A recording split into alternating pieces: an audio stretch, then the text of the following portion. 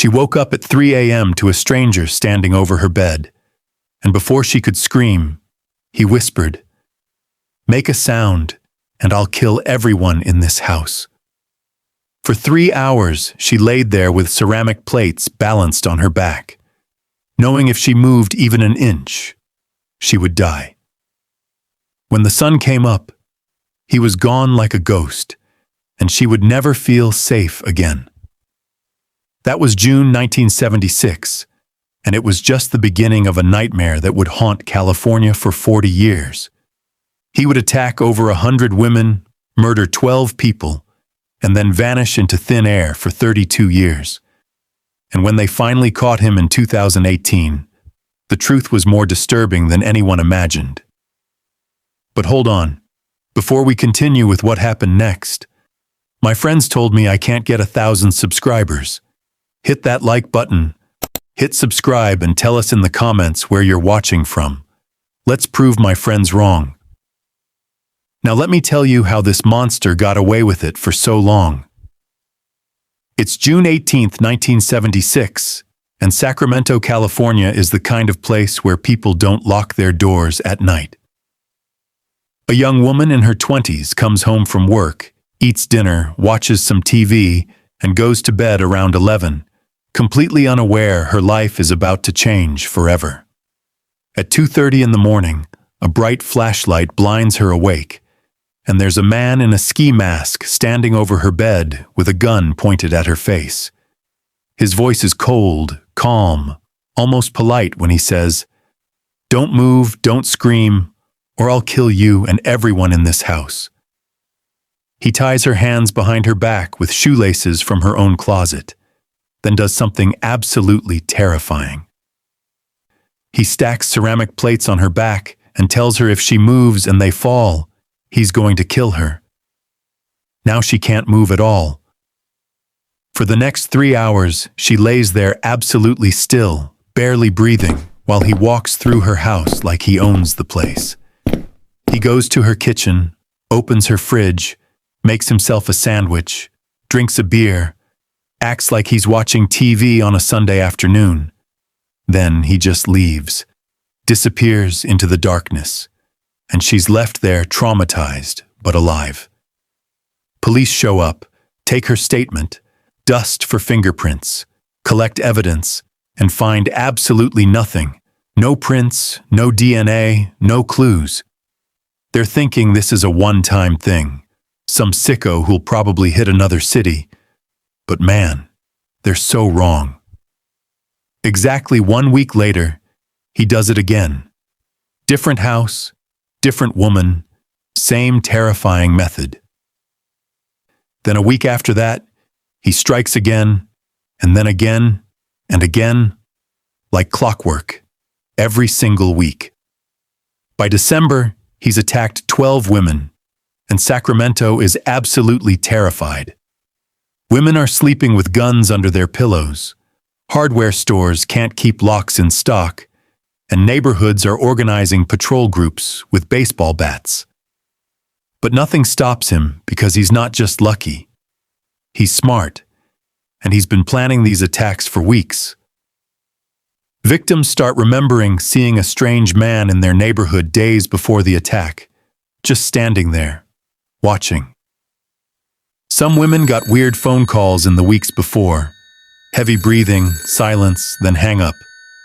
One victim remembers a guy asking for directions 3 days before her attack. She gave him directions, he thanked her, then he broke into her house that weekend. He's not randomly picking victims. He's hunting them, studying their routines, figuring out when they're alone and vulnerable. One detective describes him like this: "He's not a criminal, he's a hunter, and he's the most patient hunter I've ever seen."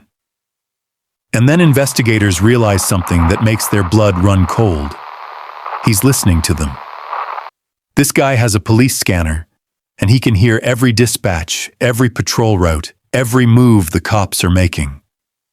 When police flood one neighborhood with officers, he hits a neighborhood on the complete other side of town. They set up stakeouts, and somehow He seems to know exactly where they are and avoids them perfectly. It's like he's always one step ahead. And that's when one investigator says what everyone's thinking, but nobody wants to say out loud. What if he's not just listening to us? What if he is us? What if he's a cop? That would explain everything. The scanner, the knowledge of police procedures, how he's always ahead of them. But by the end of 1977, he's attacked over 40 women. And then suddenly, in early 1978, he just stops. For 6 months, there are no attacks, no calls, nothing. And investigators think maybe he moved. Maybe he died. Maybe he got arrested for something else. They're wrong about all of that, because he didn't stop. He just moved his hunting ground 300 miles south. February the 2nd, 1979, Goleta, California. A beautiful beach town near Santa Barbara where nothing bad ever happens. There's a couple, Robert and Deborah, both in their 30s, successful careers, just started dating. They're home that night watching TV. Around 3 a.m., he breaks in through the sliding glass door using the same method he used in Sacramento. He ties them both up, terrorizes them for hours, and then he does something he's never done before. He kills them both. The East Area rapist just became a murderer, and he's not going to stop with just these two. Over the next 7 years, he kills 10 more people. Always couples, always in their homes, always brutal. March 1980, Ventura County, 2 dead. August 1980, Dana Point, 2 more. February 1981, Irvine, 2 more. The media gives him new names. The original Night Stalker, the Diamond Knot Killer, but most people just call him the Golden State Killer. But nobody knows his real name. And in 1986, after killing 12 people and attacking over 100 women, he just vanishes. For 32 years, there are no more attacks. No more murders. He's just gone, like he never existed. Let me tell you about the detectives who spent their entire careers trying to catch this guy. Some worked the case for 20, 30 years, and it consumed their lives.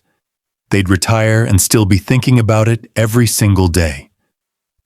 One guy worked it for 2 decades straight, and when he retired in 2001, the case was still unsolved. By 2010, most of the original investigators were dead or retired, and the Golden State Killer case was ice cold. But there was one detective, Paul Holes, who inherited the case and absolutely could not let it go. He had the killer's DNA. They'd had it since the 1980s, but it didn't match anyone in any criminal database in the country. They'd interviewed thousands of suspects over the years. Anyone who fit the profile, anyone who acted strange, anyone who lived in the area. They checked military records, prison records, hospital records, employment records, ran down every single lead. Nothing. 40 years of police work, and they still didn't have a name. But then, in 2017, Paul Holes had an idea that sounded absolutely crazy at first. He thought, what if we stop looking for him directly and start looking for his family instead? There's this website called genealogy, where regular people upload their DNA to find relatives, like if you're adopted and looking for your birth parents. Paul uploads the killer's DNA to genealogy and waits to see if any relatives have used the site. And boom, he gets matches, not to the killer himself, but to distant relatives, third cousins, fourth cousins. Now Paul does something that's absolutely incredible. He builds a family tree going back generations. He traces every branch, every child, every grandchild, working backwards from the DNA matches to find common ancestors. For months he works on this tree, and slowly, the pool of suspects gets smaller and smaller, until finally, there's just one name left. One person who fits the age, the location, the timeline perfectly. Joseph James DeAngelo. April 24th, 2018, a Tuesday morning, and there's this elderly guy in his front yard in Sacramento. He's 72 years old, retired, gray hair, just doing some gardening, living a quiet life. Then one car pulls up to his house, then another, then another. 5, 6 unmarked police cars. Officers alights. Detectives, FBI agents, all walking toward this old man in his garden. And they say 3 words he probably thought he'd never hear. You're under arrest. After 40 years, the Golden State Killer finally has a face, has a name. He's not a ghost anymore. The news absolutely explodes. Every channel, every newspaper. Golden State Killer arrested after 40 years. But when people find out who he is, that's when it gets really disturbing. Joseph James DeAngelo, born 1945, Navy veteran, came back from Vietnam, got a degree in criminal justice. And then, in 1973, he became a police officer, first in Exeter, California, then in Auburn. He was a cop. That's how he knew police procedures, radio codes, how investigations worked, how to stay ahead of them. During the day, he wore the uniform, responded to calls, helped people, arrested criminals. At night, he was breaking into homes, terrorizing women, killing couples, living this insane double life. His co-workers said he was quiet, kind of weird, had a temper sometimes, but they never suspected anything. One detective who worked with him said, "I saw him every day, had lunch with him, and I had no idea." He got married in 1973, had 3 daughters, lived in a normal suburban house, went to work, came home. Completely normal life, except for the part where he was California's most wanted serial killer. When police searched his house after the arrest, they found items from his victims, jewelry, IDs, personal belongings kept like trophies. In his garage, they found zip ties, rope, duct tape, a whole collection of weapons. His neighbors were absolutely shocked. They'd lived next to him for 30 years and thought he was just a cranky old man. One neighbor said, "He just yelled at kids who walked on his lawn. That's all we knew about him." June 29th, 2020, middle of COVID, everyone's wearing masks, and Joseph DeAngelo is in court for the first time. He's 74 years old, in a wheelchair, acting all frail and confused like he doesn't understand what's happening. But everyone in that courtroom knows exactly what he's doing. He's still playing games, still trying to control the narrative. He pleads guilty to 13 counts of first-degree murder and 13 counts of kidnapping. And then the judge does something that hasn't happened in 40 years. She lets his victims face him. One by one, survivors and family members stand up at that microphone and tell him exactly what he took from them. There's this woman, she's 67 now, and she says, "I was 23 when you broke into my house. I'm 67 now. I've lived with this for 44 years, every sound, every shadow. I thought you were coming back. You stole my youth, you stole my peace, you stole my entire life, and you just walked away like it was nothing." Another guy stands up, middle-aged now, and says, "You killed my father. I was 12 years old. I found them. I found what you did. I've carried that image for 40 years. It's burned into my brain. I grew up without a father because of you. And you got to have a family, daughters, grandchildren, a normal life while my dad's in the ground." One more woman stands up, fierce and strong, and says, "For 40 years I was terrified, slept with a gun, checked every door, every window. I thought you were still out there, still looking for me, but you weren't. You were just living your life, grocery shopping, mowing your lawn. But today, I'm not afraid anymore, because you're not a ghost. You're not a monster. You're just a pathetic old man who will die in prison. For 3 days, victim after victim speaks, crying, angry, numb, and D'Angelo just sits there staring at the table. Not once does he look at them. Not once does he apologize. Not once does he show even a flicker of emotion. Finally, the judge looks straight at him and says, "You showed no mercy, so this court will show you no mercy. I sentence you to life in prison without the possibility of parole. Multiple consecutive life sentences. You will die in prison." As they wheel him out of that courtroom, some people clap, some cry, some just sit there in stunned silence. After 40 years, the Golden State Killer is finally gone. Not dead, but locked away forever where he belongs. But here's the question that still haunts everyone. Why did he stop in 1986, after that last murder? He never attacked again, just lived a normal life for 32 years. What changed? Some investigators think he almost got caught and it scared him straight, but they don't know for sure. Others think he just got older and the urges faded, but that doesn't really explain it either. The truth is, we'll probably never know because Joseph D'Angelo has never talked, never explained, never shown remorse. Right now, in 2024, he's sitting in a California state prison. He's 78 years old, and he'll die there. The neighborhoods he terrorized have moved on.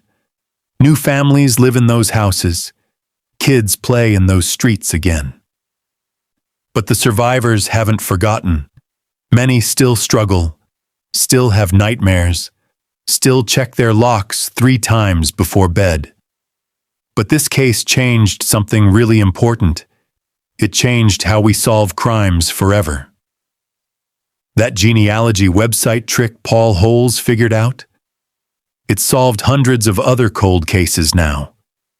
Killers from the 70s, 80s, even the 60s are getting arrested because of what happened with this case. Guys who thought they got away with it 40, 50 years ago are waking up to cops at their door. Because here's the truth. You can't hide forever, not anymore. Technology is going to find you eventually. Look, I started this video with a woman waking up to a flashlight in her face in 1976. It's 2024 now, 48 years later, and we finally know who did it. We know why he got away so long, and we know he'll die in prison. But here's what keeps me up at night.